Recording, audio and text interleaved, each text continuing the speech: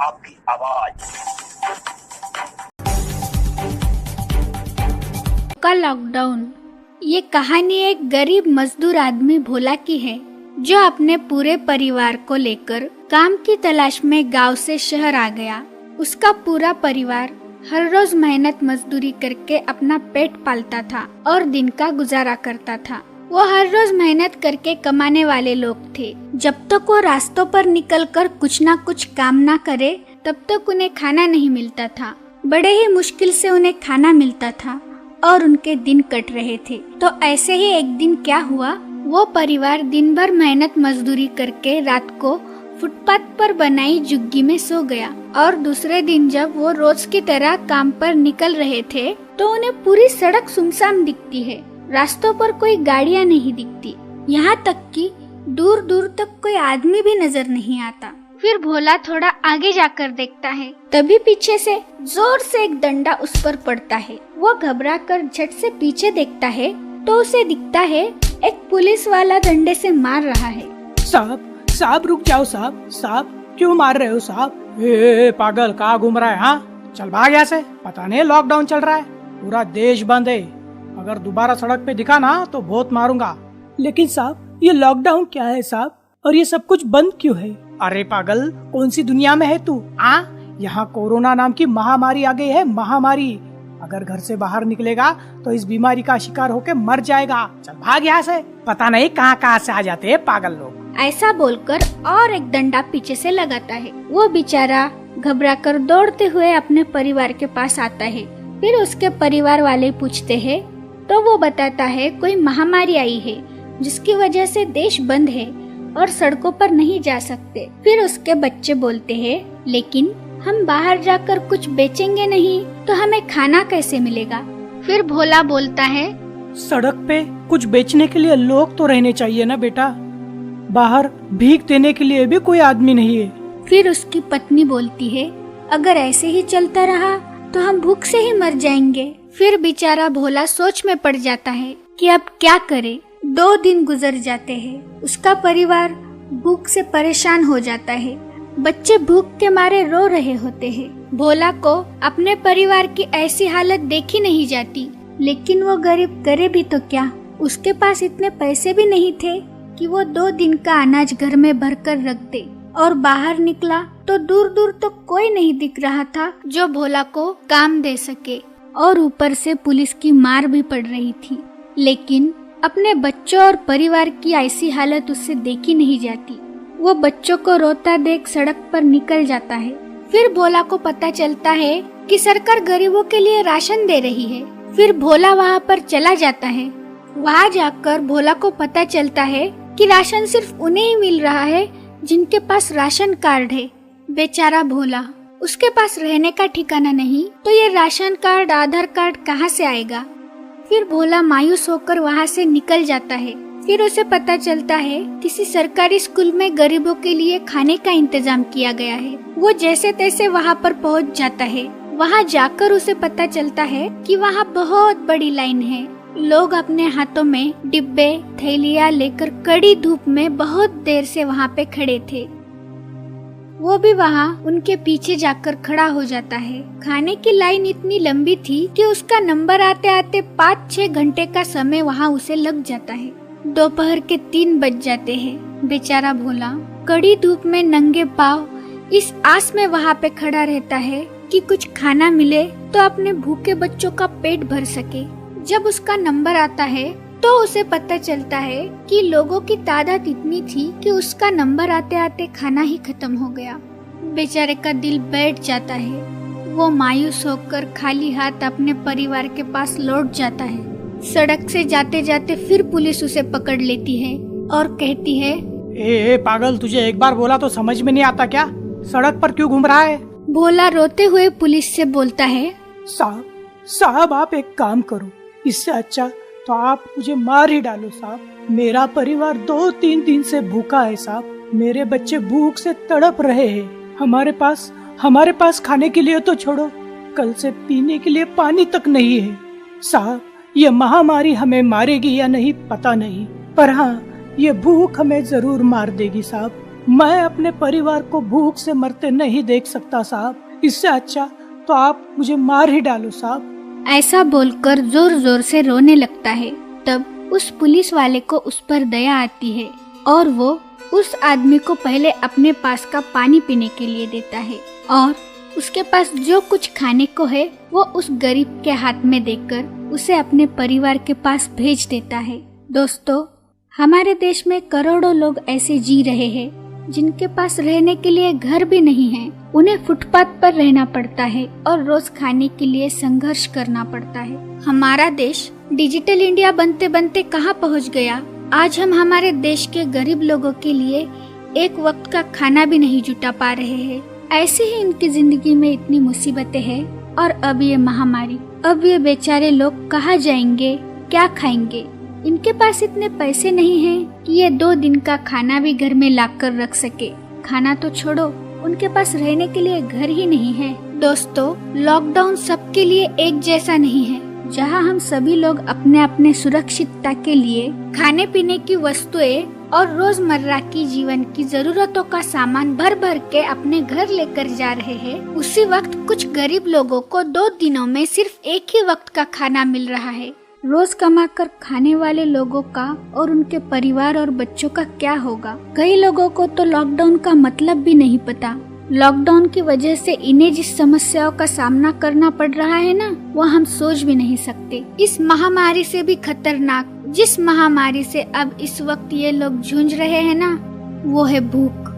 पता नहीं इस महामारी से ये लोग मरेंगे या नहीं, लेकिन हाँ, भूखमरी का शिकार ये लोग जरूर बन जाएंगे। क्यों ये दिन इन गरीबों के नसीब में आए, ये उनकी सोच से परे है। अब इस मुसीबत से इन्हें एक ही चीज बचा सकती है और वो है इंसानियत।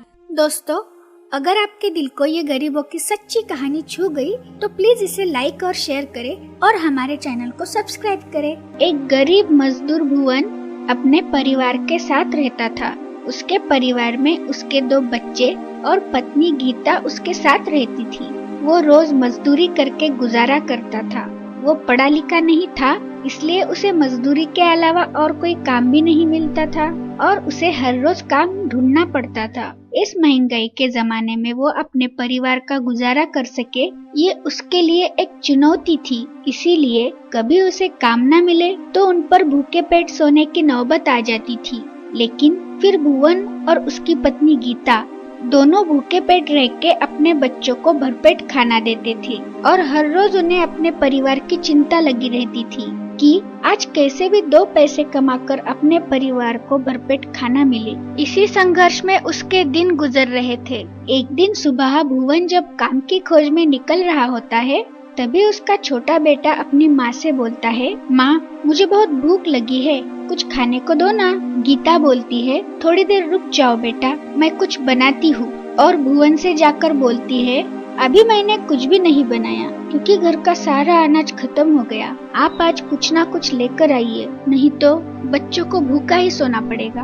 और भुवन बोलता है, ठीक है। ऐसा बोलकर सोचते सोचते काम की खोज में निकल जाता है। भुवन दिन भर काम की खोज में इधर उधर भटकता रहता है, लेकिन उसे काम ही नहीं मिलता। दिन ढल जाता है। भुवन को अपने बच्चों की चिंता सता रही होती है। उसे क्या करे कुछ समझ में नहीं आ रहा था। निराश होकर भुवन घर वापस जा रहा होता है, तभी आगे जाकर उसे एक शादी का मंडप लगा हुआ दिखता है और भुवन सोचता है शायद यहाँ कुछ काम मिल जाए। फिर भुवन वहाँ पर जाकर पूछता है, साहब कुछ काम है तो दीजिए। वो आदमी बोलता है, काम तो बहुत है, बर्तन साफ करेगा? हाँ हाँ भाई साहब, जो भी काम हो करूँगा, मुझे बस काम दे दीजिए। आदमी बोलता है, ठीक है, आ जाओ।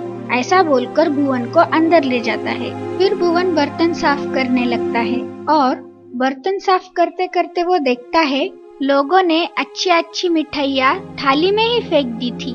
ये देखकर भुवन मन ही मन सोचता है, इतनी अच्छी अच्छी मिठाइयाँ पकवान लोगों ने थाली में छोड़कर ऐसे ही फेंक दिए हैं। काश ये मेरे बच्चों को मिल जाते तो उनका पेट भर जाता। फिर भुवन सोचता है, वैसे भी इन लोगों ने ये मिठाइयाँ फेंक दी है, अब इन्हें कोई नहीं खाएगा। क्यों ना मैं इसे अच्छे से अलग रखकर घर ले जाऊँ ताकि ये मेरे बच्चे खा पाए। लेकिन वो मन ही मन सोचता है, मैं मेरे बच्चों के लिए ये झूठा कैसे ले जाऊं। तभी उसे अपनी पत्नी गीता की सुबह की बात याद आती है। अभी मैंने कुछ भी नहीं बनाया क्योंकि घर का सारा अनाज खत्म हो गया। आप आज कुछ ना कुछ लेकर आइए, नहीं तो बच्चों को भूखा ही सोना पड़ेगा। रात हो जाती है। एक तरफ उसके बच्चे की भूख और दूसरी तरफ उसकी मजबूरी। इसके आगे भुवन को अच्छा बुरा सही गलत कुछ समझ में नहीं आता। अपने बच्चों की भूख के आगे एक मजबूर बाप का स्वाभिमान हार जाता है। फिर वो बर्तन साफ करते करते उसमें से कुछ अच्छे पकवान एक कैरी बैग में भरकर बाजू में रख देता है और उसी वक्त मेहमानों को मिठाइयाँ कम पड़ जाती है। तभी एक आदमी आकर बोलता है, साहब मेहमानों को मिठाई कम पड़ गई, जल्दी से बनवानी पड़ेगी। कम पड़ गई? अच्छा ठीक है, मैं रसोई घर में जाकर देखता हूँ। और वो रसोई घर में जाता है।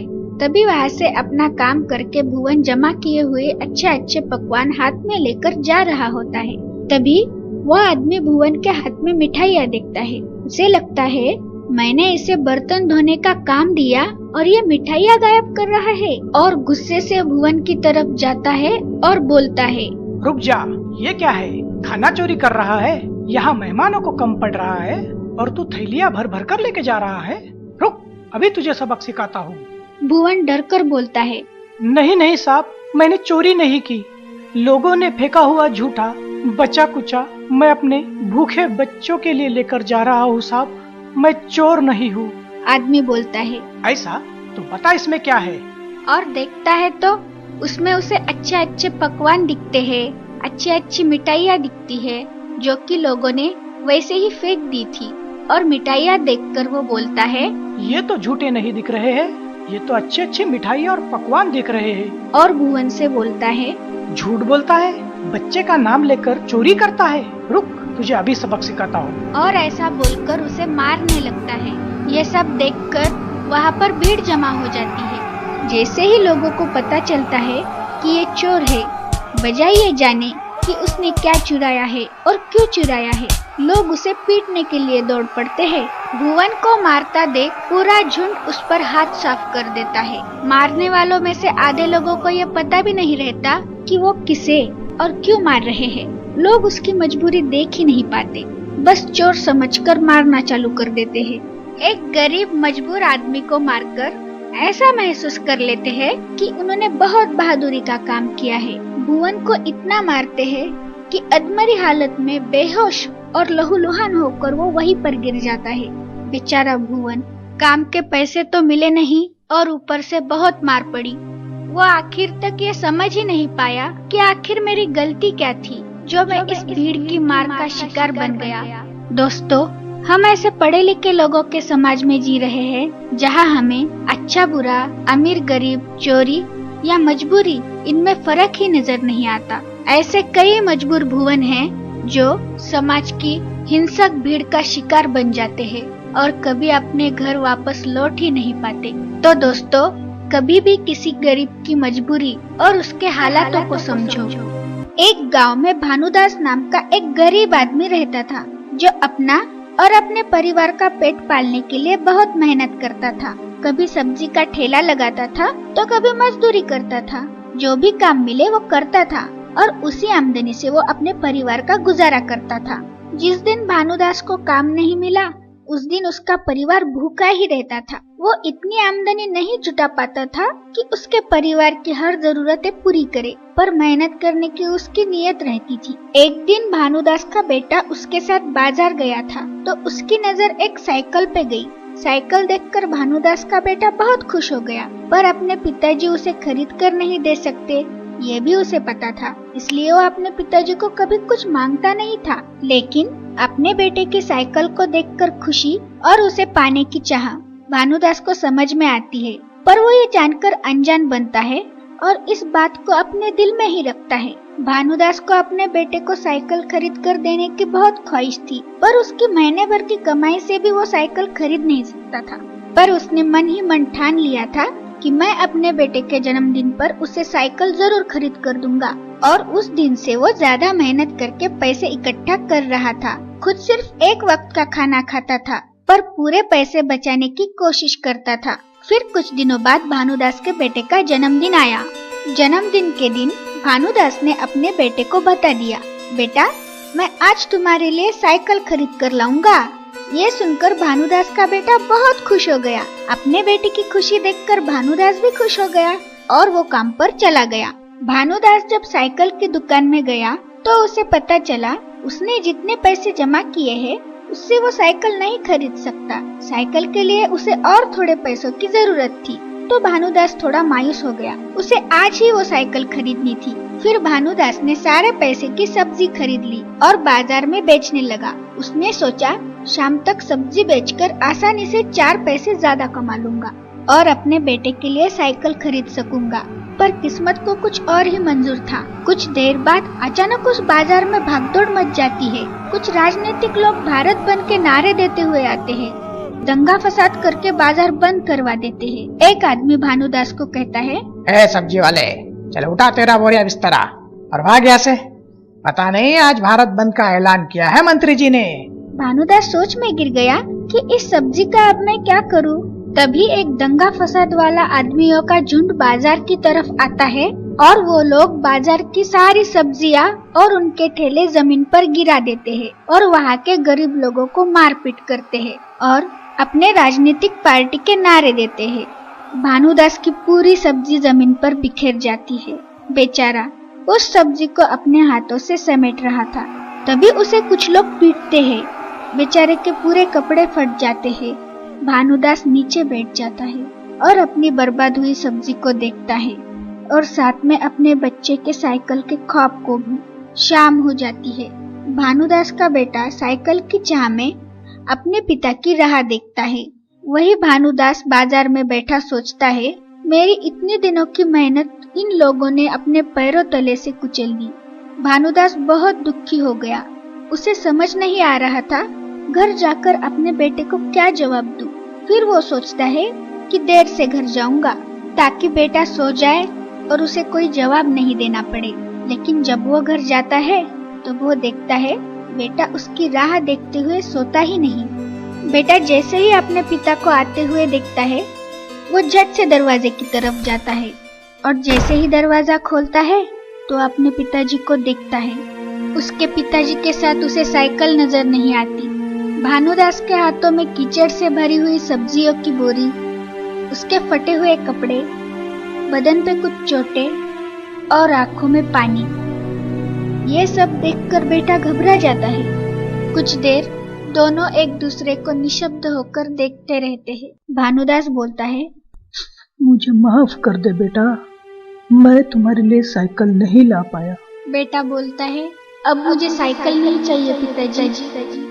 दोस्तों, हम इस कहानी के जरिए आपको ये मैसेज देना चाहते हैं कि कुछ लोग अपने मतलब के लिए और राजनीतिक स्वार्थ के लिए भारत बंद का ऐलान कर देते हैं बिना ये सोचे कि इसका आम गरीब लोगों पर क्या असर होगा।